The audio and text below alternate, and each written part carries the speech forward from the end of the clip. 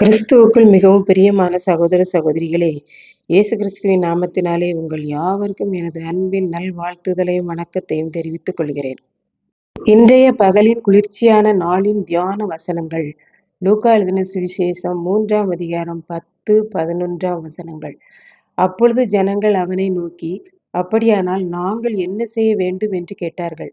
அவர்களுக்கு அவன் பிரதியுத்தரமாக, 2 அங்கிகளை உடையவன் இல்லாதவனுக்கு கொடுக்க கடவன், ஆகாரத்தை உடையவனும் அப்படியே செய்ய கடவன் என்றான்.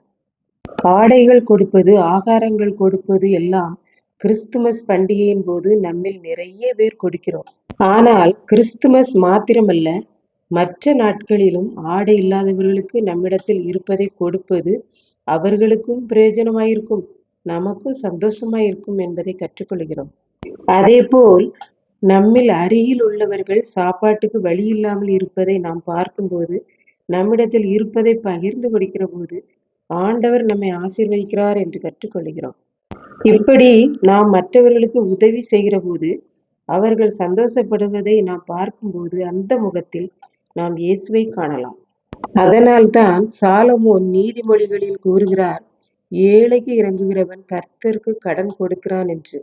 அவன் கொடுத்ததை அவர் திரும்ப கொடுப்பார் என்று நாம் கற்றுக்கொள்கிறோம்.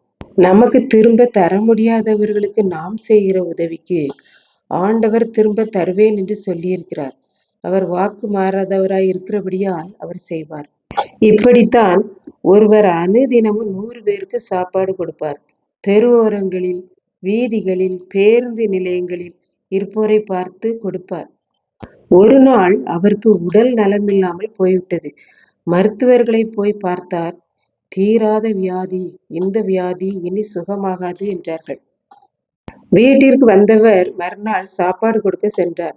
மக்கள் நேற்று ஏன் வரவில்லை என்றார்கள். அதற்கு அவர், எனக்கு உடல் நலமில்லை என்றார்.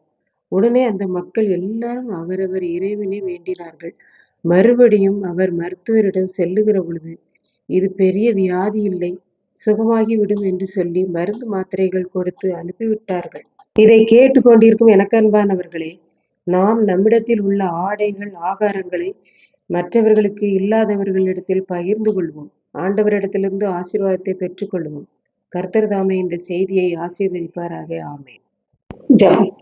அன்பின் ஆண்டவரே, இந்த அருமையான நல்ல நேரத்திற்காக நன்றி. இந்த வேளையிலும் இந்த வார்த்தைகளை கேட்டுக்கொண்டிருக்கிற உங்கள் பிள்ளைகள் ஒவ்வொருவரும் தன்னிடத்தில் உள்ள ஆடைகள், உணவுகளை இல்லாதவர்களோடு பகிர்ந்து கொண்டு உம்மிடத்தில் ஆசீர்வாதத்தை பெற்றுக்கொள்ள உதவி புரியும். இயேசு கிறிஸ்துவின் நிமித்தம் வேண்டிக் கொள்கிறேன் பிதாவே. ஆமென். கர்த்தர் தாமே நம்மை ஆசீர்வதிப்பாராக. ஆமென்.